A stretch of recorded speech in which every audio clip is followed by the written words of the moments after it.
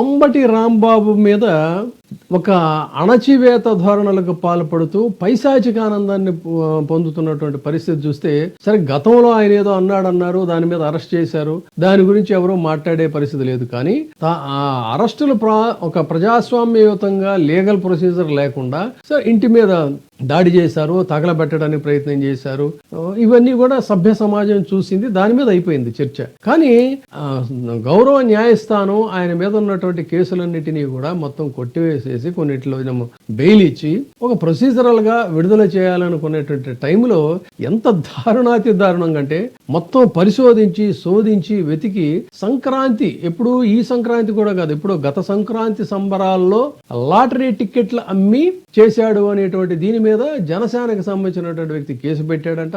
దాన్ని బయటికి తోడి బయటకు వచ్చేటువంటి దాంట్లో మళ్ళీ హెల్డప్ చేశారు. అంటే మీ పైశాచిక వికృత ఆనందం ఎంత స్థాయిలో ఉందో సభ్య సమాజం ఎంత దారుణంగా ఏసడించుకుంటుందో చూడాలి. ఎందుకంటే పదే పదే చెప్పాం, జోగి రమేష్ విషయంలో కానీ అంబటి రాంబాబు విషయంలో కానీ దాడులకు పాల్పడినటువంటి వాళ్ళు, ఇళ్లు తగలబెట్టడానికి పాల్పడినటువంటి వాళ్ళకి అవి నాన్ బెయిలబుల్ సెక్షన్స్, కానీ వాళ్ళకి స్టేషన్ బెయిల్ ఇచ్చారు. స్టేషన్ బెయిల్ ఇవ్వాల్సినటువంటి రాంబాబుని సెంట్రల్ జైలుగా పంపించారు. ఆ తర్వాత బెయిల్ వచ్చినా కూడా రాకుండా ఈ లాటరీ టికెట్లు అనేటువంటి వ్యవహారం చేశారు. సరే దీన్నే అదే పాయింట్కి వద్దాం. పోనీ ఆ పాయింట్కే కన్ఫైన్ అయ్యి మాట్లాడుకోవాలి అన్నట్లయితే, ఇలాంటి పండుగలు సంబరాలు ఇవి జరిగినప్పుడు ఏంటంటే అదేదో కాగితాలు చీటీలు అని చెప్పని వేసి దాన్ని డబ్బాలో ఇది చేసి ఆ అమౌంట్ అంతా వచ్చిన దాన్ని ఎవరికో ప్రైజ్ విన్నర్ గా ఇవ్వటం అనేది అది ఒక సంప్రదాయ క్రీడ. ఈ సంప్రదాయ క్రీడలో ఎక్కడా లేదు. ఎందుకంటే అంబటి రాంబాబు తన జేబులో వేసుకోవాలి ఆ డబ్బులు. అక్కడ ఉన్నటువంటి వాళ్ళకి అదొక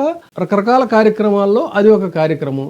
దీన్ని మీరే చెప్పండి, ఇదేమైనా అభ్యంతరకరమైనటువంటి క్రీడ? ఇది లాటరీ అంటే ఆంధ్రప్రదేశ్ లో లాటరీ అనేటువంటిది నిషేధంలో ఉంది కాబట్టి ఇది లాటరీ టికెట్ల అమ్మకం కిందకు వస్తుందా?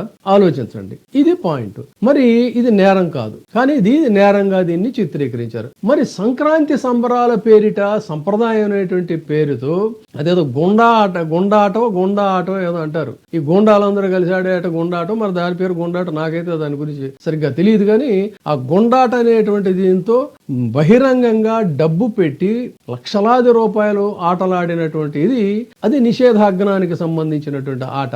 దాని మీద మీరు ఎవరినన్నా అరెస్ట్ చేస్తారా, చర్యలు తీసుకున్నారా అనేటువంటిది చెప్పాలి. అదే విధంగా బహిరంగంగా అక్కడ పేకాట్లో ఆడారు, క్యాసినోలు అక్కడ నిర్వహించారు. ఇవన్నీ కూడా నిషేధాజ్ఞలు. కానీ ఈ నిషేధించినటువంటి వీటి మీద ఏమన్నా కేసులు పెట్టారా, చర్యలు తీసుకున్నారంటే ఏమీ లేదు అలాంటిది. తర్వాత అశ్లీలమైనటువంటి నృత్యాలు, సాక్షాత్తు సభ్య సమాజం మొత్తం చెవులు కళ్ళు మూసుకునేటువంటి రీతిలో మంత్రులు సైతం ఒక వినలేనటువంటి భాషలో పాపం ఆ కడుపు కోసమో పొట్ట కోసమో తిప్పలు పడేటువంటి ఆ నృత్యం చేసేటువంటి వాళ్ళని ఎంత దారుణంగా అవమానించారో అలాంటిది వాటి మీద కేసులు లేవు. కానీ అంబటి రాంబాబు ఆ చీటీలతో ఆ నిర్వాహకులు, అది కూడా పాపం ఆయన కూడా తెలిసి ఉండకపోవచ్చు, ఒక 4-5 యాక్టివిటీస్ లో అది వన్ ఆఫ్ ది యాక్టివిటీ కింద పెడితే దాని మీద కేసు పెడతారా? మీ పైశాచిక ఆనందం, మీ వికృత ఆనందం చూస్తే సభ్య సమాజం నివ్వెరపోతున్న పరిస్థితి. ఏం చేస్తారు? మహా అయితే ఇంకొక 2 రోజులు అదనంగా జైల్లో ఉంటాడు అంబటి రాంబాబు, అంతే తప్ప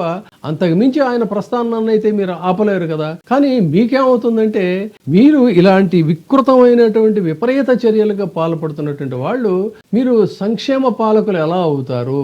ఒక సమదృష్టితో మీరు ప్రమాణ స్వీకారం చేశారు, ఎక్కడా కూడా మేము ఎవరి పట్ల కూడా ఇదిగా వ్యవహరించమని చెప్పని. కానీ ఈ తరహా వ్యవహారాలన్నీ కూడా ఏ రకమైనటువంటి ప్రజాస్వామ్యం కిందకు వస్తాయి అనేది ఒక్కసారి విఘ్నులందరూ కూడా ఆలోచించాల్సిన అవసరం ఉంది. రాజకీయాలు ఉంటాయి, పరస్పర వైరుధ్యాలు ఉంటాయి, పరస్పరం విమర్శించుకోవటం ఉంటుంది. కానీ ఒక హోందాతనం అనేటువంటిది ఉండాలి రాజకీయాల్లో. ఆ హోందాతనం అనేటువంటిది ఆంధ్రప్రదేశ్ లో ఈ కూటమి పాలన అధికారంలోకి వచ్చాక పూర్తిగా చచ్చిపోయింది.